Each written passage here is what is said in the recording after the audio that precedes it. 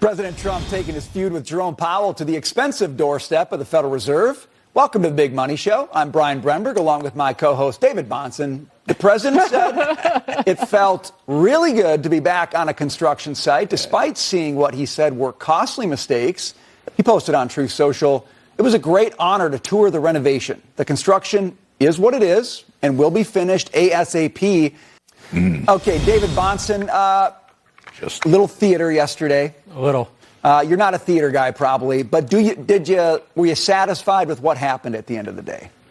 What? No, because I do think it was entirely theatrical, and it's a little outside my style, and my style is not popular right now, so nobody cares what I think about that. I care about what you think. Well, thank you, Brian. I care about monetary policy. I believe the chairman is late in cutting rates, and I think that the president saying the other day we should be at 1% because it would lower the cost of government debt is a bigger concern for me. The notion of any politician arguing that the Fed should be accommodating excessive spending is wrong. But the fact of the matter is I have no friends in this fight because Chairman Powell is wrong to have not cut rates yet. So I'm out of here on an island, not wearing a hard hat. I don't want to get any side eye from David, but I think that it was brilliant yesterday what he did. And, you know, a little political theater is okay once in a while. If you fired him tomorrow, interest rates in 6 to 9 months would be about 75 basis points less than they are. If he doesn't fire him at all, they're going to be about 75 basis points lower than they are. Exactly. It makes absolutely no difference. I think he still wants to fire him, and I think he made him look like a chooch. What Scott Bessent said was the Fed is the house. The Fed is the casino. It doesn't lose money, or it shouldn't lose money. And so you're losing $100 billion a year. But they're not, Kagan. They are on the reserves that they're paying. They absolutely, and those are the realized losses. They've lost $235 billion over the last 3 years. And that is money that is not being remitted to the Treasury. Right. And it's money that is missing from the U.S. taxpayer. And I will add, then they turn around and then they have a $2.5 billion renovation of these two Fed buildings that are $700 million over budget. They will lose their independence. They will truly lose their monetary policy independence if they keep this shinola up. But what I and don't that's understand, kind of the point. What I don't, and maybe David, you can answer this. How are they not losing money? I mean, I've read it. I mean, They've remitted $700 billion to Treasury. They're not allowed to make a profit. And all of that quantitative easing that President Trump was begging them to do and wanted them to not stop the tightening. And what Powell has done is reduce the balance sheet $2.2 trillion, but he added $5 trillion to it after COVID and all those things. Right. All of the profits from the bonds that they bought with money that doesn't exist, they have to remit to Treasury. So what we're doing is we're comparing the real life coupon they receive from the Treasury income versus the mark-to-market losses because interest rates went up and so the bond values go down. They hold these bonds to maturity. They're not a company. They're not a hedge fund. No, well, they're not allowed to make a profit. He still should go. But he still should go. They are losing money, and for you to say that they're not losing money is to call the Treasury Secretary a liar. No, and he's not a liar. He's not a liar. So $100 billion, losing $100. Friend of mine. I'm glad that he's. Well, here's what he said: the Fed is losing $100 billion a year because of a mismatch in the bond portfolio because of short-term rates. And I can throw up a chart. Well, that's losing not a money. Loss, Dagan. It is not a loss. Yes, it is. So the remittances to the U.S. Treasury Department have been negative. They have been negative. You can't have a negative remittance. Well, that means that there's money that isn't going to the Fed, to the Treasury from the Fed that should be going. Those are losses. It is $235 billion in losses in the last 3 years.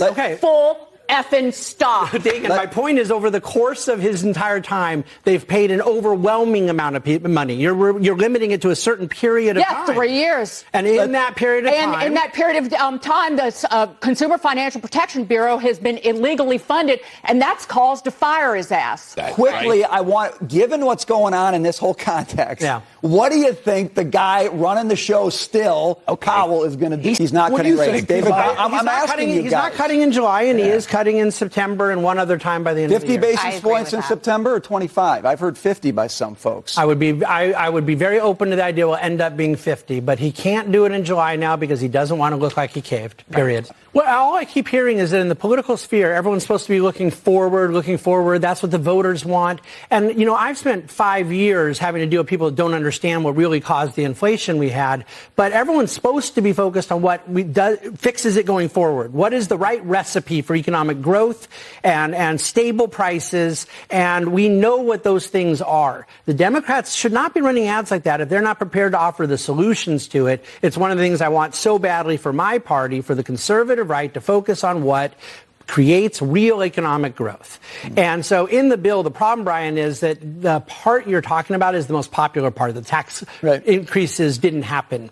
But that was already there. So that was the maintenance of a status quo. Yeah. It wasn't a huge new thing. Well, that's the way that it gets defined if you don't go out and tell people what they dodged and what it means being to able the economy. But it's hard to animate people by what they dodged versus newer issues. Well, at least give it a try. I think what they should be selling is the new things that are in the bill. The business tax cuts. But everyone seems afraid to actually say that we're pro-growth and we're pro-business. Right. Tariff inflation, do you think it's going to spike to the 9% level?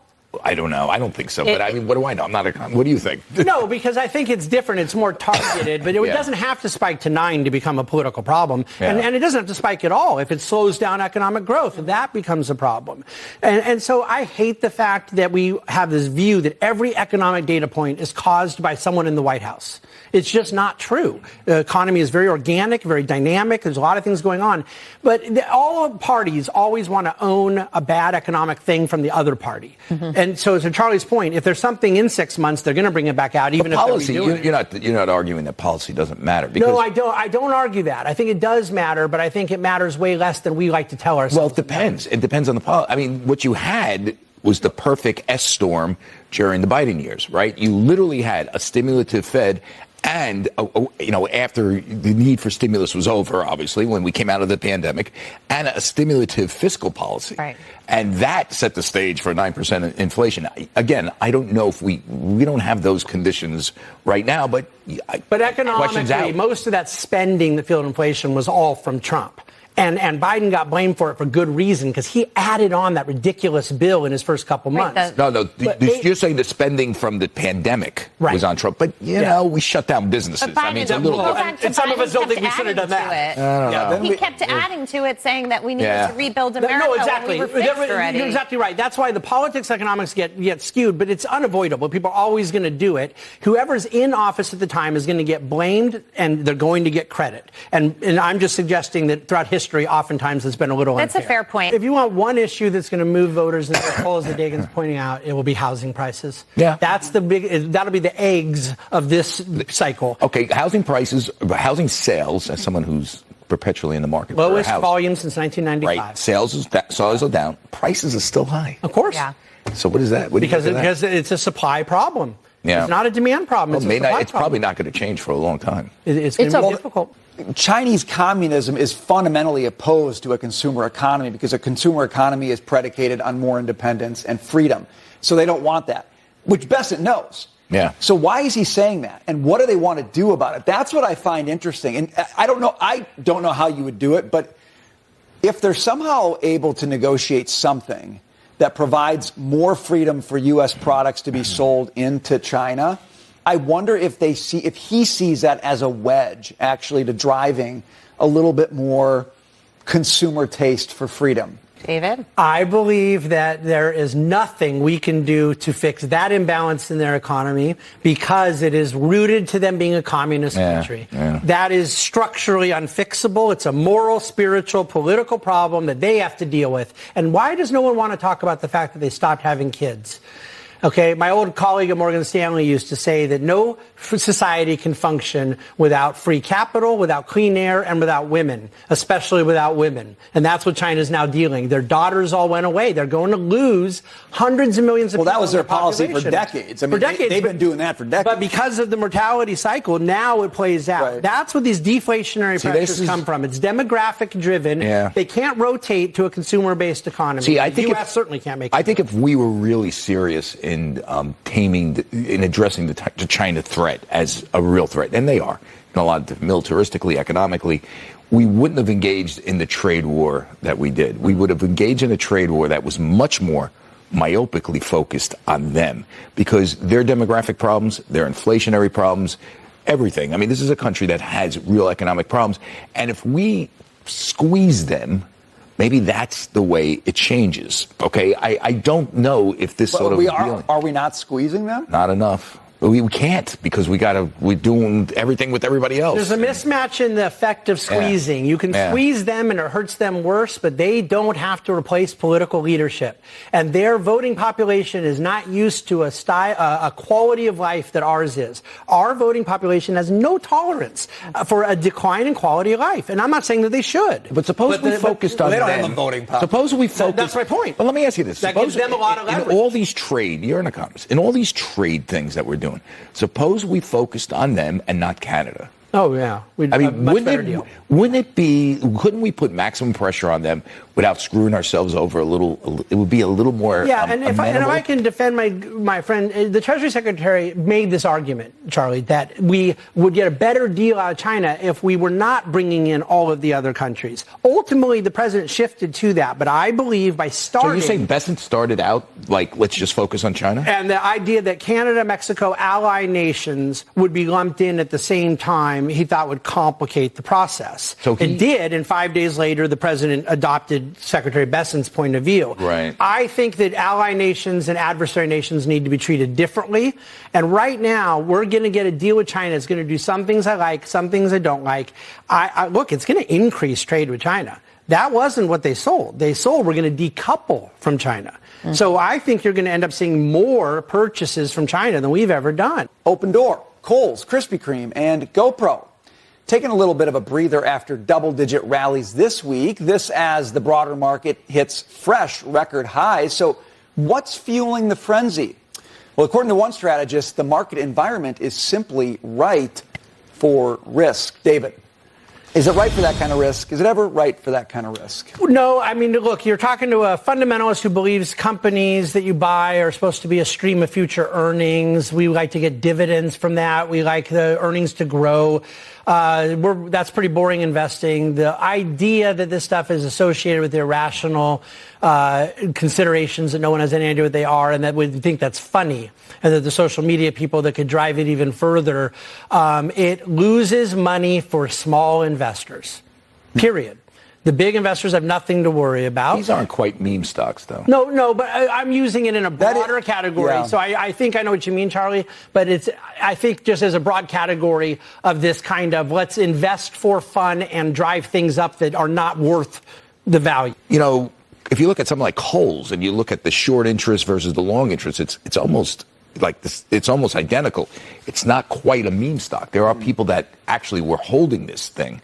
In for the long haul. So I would just say I think this is a little different. The environment is totally different. We're not in a massively money printing environment where everybody's just got. And by the way, we're not all locked in our apartment, in our mother's basement on our Robinhood account, trading stocks on free money. But Charlie, I think it's an important distinction. It's not technically the same thing. There are nuances, but the part that is the same is what matters, which is that people are investing with absolutely no regard for the real merit of the company. This is not an assessment that Kohl's has become a deep value play. David, they've been doing that for years. I agree. I mean, but not at this level, and not at this level of naivete. These are people that their first stock trade they've ever done is on Robinhood buying Kohl's. Well, I don't believe that. I believe that it's the people have done it forever because human nature is immutable. Yeah, but the bottom line is there are more people that when you look at the short interest versus the long interest, there are people that have been in these stocks for a long. This is not GME. This is not AMC. GME had a pretty high short interest. Yeah, but it was not AMC that was losing money left and right. These are different types of stocks. Listen, if you go by your definition, Tesla is a meme stock. I'm not defining. So Meme stock can't have a real definition. It's a sort of almost slang term. It can. Well, it can. No, I mean, it's a meme. It stands for something, and it doesn't have any more. It doesn't have any inherent value. So you were just simply saying you think Kohl's is a speculative investment. I think it's a battleground stock. But everything's speculative at some level. Yeah. But you can't lecture people who bet on these stocks because they have to learn. They yell at you on Twitter like me. Haven't lived through the first .com bubble. It's It's the greatest way for them to learn, is to have it happen. Yeah. Experience. What did Edmund Burke say? Mankind will learn by example. And Moral hazard is what doomed Wall Street, created 2008. If we can, we're not going to bail out investors in coals. I promise you that. all I'm saying is if we can bring Edmund Burke into a conversation on meme stocks, I'll do it we have every week. landed in a good place. Did you hear what the president said? I think it was in the last hour. If you look at this $100+ billion in revenue that's come in from the tariffs, how about a rebate check for everybody? David, wouldn't then basically that would just be stimulus? It'd be money in Americans' pocket. They're going to go out and spend it. Wouldn't that actually, exacerbate any inflation problem that he might have from tariffs? If there's one thing I've learned in 10 years of President Trump and liking so much of what he's done and disliking certain things, it's to not take seriously some of these things. Okay. It's never going to happen. Absolutely no possible way. It's an example of him saying it, and I'll leave it there. Okay. I agree with you. It would not be a good policy. Look, my view of this is that what drives economic growth and makes people feel better, the optimism, but also the real life activity that is driving a better standard of living, is deregulation, lower tax burden, and energy independence. Those are three things President Trump agrees with, three things he did in his first term, and three things he's still working towards in the second term. I don't think they're selling enough about deregulation. I don't think they're selling enough about energy independence. And I think that there are certain issues that are a distraction. The no tax on tips and these types of things are not tax policies that drive economic growth. I think that they pick winners and losers. I disagree with them. So there's a different message right now, but there's a lot of really good things going on. I want the administration to sell deregulation, energy independence. No matter what he does, it doesn't matter what he does on any issue. As soon as he does it, 3/4 of the mainstream media tell you the world is going to end and people are going to die. It's very hard to rise in the polls quickly, I think, when you're moving that fast and you're dealing with people who are so disingenuous that they're literally saying people are going to die because you've cut a television program from the federal government. I understand completely what you're saying, but I will tell you this. I believe it helps him immensely that they constantly lie about the melodrama that's going to happen. It desensitizes people. They're sick of hearing that every single thing is going to end the world. So eventually they tune it out. And clearly, an awful lot of people have. You're right. There's 75% of mainstream. You're being generous. It's more than I know. that. As soon as I said that, I thought, well, why did I say 75? But no, I don't think that 99. I don't think there's 75% of the American public that believes that. And this is the thing about economic data and quality of life. You can't fake it. Yeah. At some point, people get to process the reality. That's what I'm saying. At President some Trump point, is you get very to process. hyperbolic in the way he talks about the economy. So someone like me that was so supportive of most of what he did in the first term with his economic agenda, I didn't like it when he would say this is the greatest economy the world's ever seen, because it wasn't. But that's the way he talks. So I just said, okay, that's the way it goes. But then when the left will say he's going to destroy all this and ruin this, that hyperbole helps the president because people just don't believe it. I think it anymore. helps him long term, but I think in the short term, when you're looking at these polls, it creates a lot of confusion about what's really happening. I think and that's what we're dealing with. David's touching on something really important, which is how people feel. Zoran Mondani is promising to raise New York City's minimum wage to a whopping $30 an hour. A Fox News op-ed points out that Mondani's proposal would eliminate jobs, tons of them. California is one prime example. 18,000 fast food workers lost their jobs in the 5 months after the state's $20 minimum wage law took effect. David, does he not know? Or does he know and not care? It's the permanent question of politicians that enact policies that have these unintended consequences that are totally foreseeable to all of us. I teach economics at a Christian high school in Orange County, California, and I tell them the minimum wage is not 20, it's not 30, it's not 14, it's 0. The minimum wage is always 0, and you're picking between an employer realizing it's worth their marginal cost or it's not. And if they have to go to not, that number becomes 0. This is so obvious and so ridiculous, and I'm tired of that side saying they're the ones who care about lower income people, about poor people, about middle class. This hurts people that otherwise don't have access to job market, to some form of income, et cetera. And by the way, it takes out part-time employment. Teenagers don't work anymore, and this is the reason why. Never underestimate the idiocy of a progressive to push through something that destroys businesses. Well, and that's the pragmatic argument. It destroys businesses. And what only idiocy would say we're okay with that. But I really believe, Brian, your point earlier, what drives me even more crazy, I expect this idiocy from progressives. Yeah. I do not expect it from the right. And we have to have the principle in place that says, look, why not just go advocate for $40 minimum wage? And once you say 40, why not 100? Right. What is the limiting principle? It's that we don't believe the government should be setting wages. The markets are there for businesses to go figure this out on their own, deliver good products and services. President Trump keeping the pressure on Fed Chair Powell to cut rates, saying high rates are to blame for the lagging housing market. The Fed simply cutting a quarter point here, a quarter point there, that's not going to do enough. You need to get them down as much as Trump wants them down. Is that going to happen like this? Absolutely not. Okay.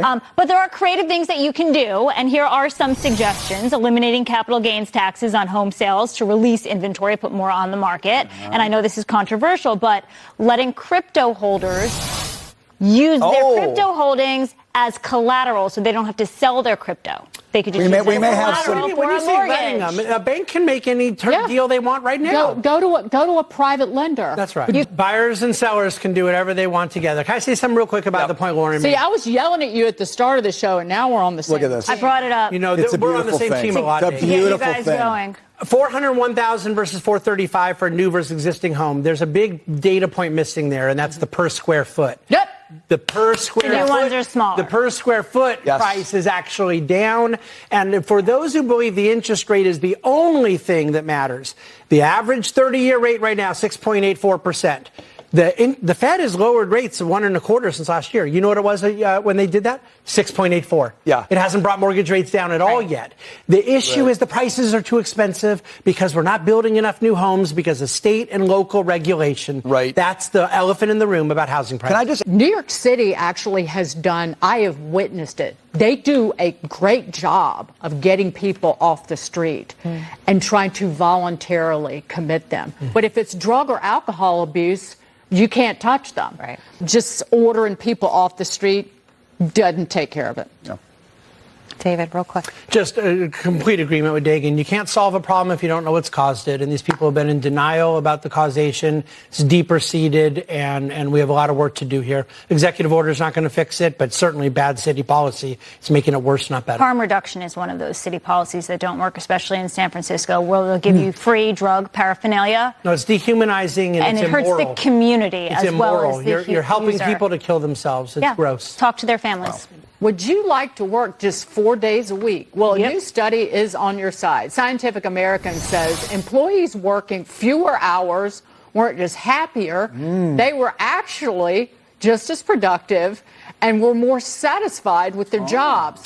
Also, David Bahnsen is groaning. 90% of companies that tried the 4-day work week kept it after 6 months. You disagree, Mr. Bahnsen. I do, and we already know it isn't true because every company would go do it if it were true. They would love more productivity. They'd love more happy employees.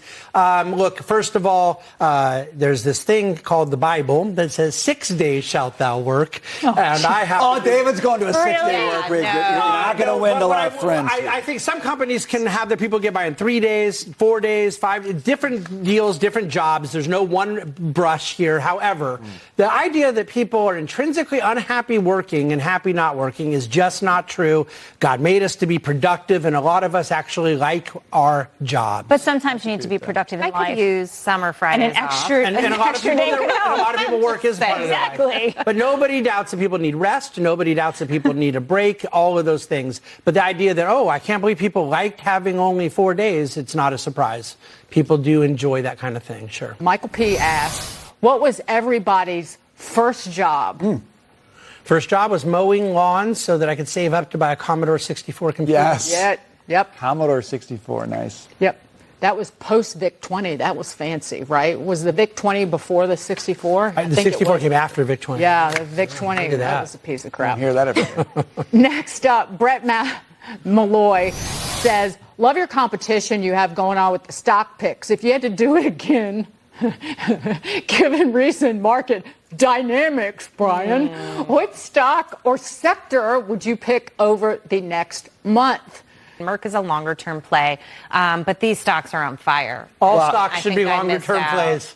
There's my contribution. But good True. job picking Merck, one of the great dividend growers. Yeah. That is one of the reasons I picked Well it. I think burritos are a long-term win for America. That's all I'm saying. Can I learn investments even if I'm bad at math?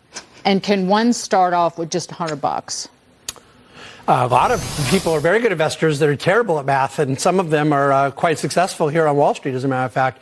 You can start with $100 because that's the way our market works in America. Thank God. We have democratized stock ownership. You can buy an ETF, like what Dagan just mentioned, and get started with a very small amount, let it compound over time.